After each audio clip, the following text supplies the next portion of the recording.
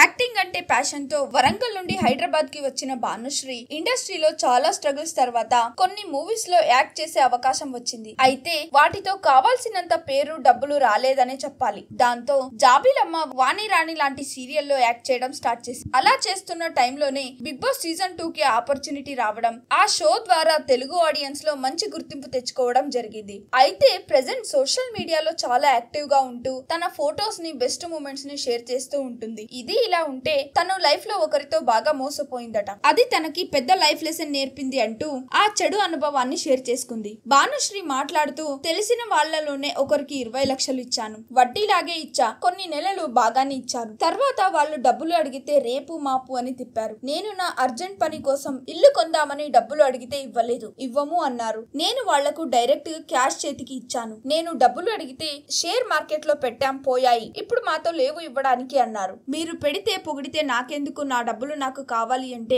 నువ్వెప్పుడు డబ్బులు ఇచ్చావు, ప్రూఫ్ ఏది అని అడిగారు. నేను షాక్ అయ్యా. ఇది బిగ్ బాస్ కి ముందు జరిగింది. 20 లక్షలు అప్పట్లో పెద్ద అమౌంట్, కానీ నేను తర్వాత అంతకంటే ఎక్కువ డబ్బులు సంపాదించా. వాళ్ళు మాత్రం రోడ్డు మీద పడ్డారు. అప్పుడు అనుకున్నా, కర్మ ఎవరిని వదిలిపెట్టదు అని. నన్ను మోసం చేసినందుకు ఈ రోజు రోడ్డున పడ్డారు అంటూ తన బ్యాడ్ ఎక్స్పీరియన్స్ ని షేర్ చేసుకుంది. సరే, మీలో ఎవరైనా డబ్బుల విషయంలో ఇలాంటి ఎక్స్పీరియన్స్ అయిందా? అయితే కమెంట్ చేయండి.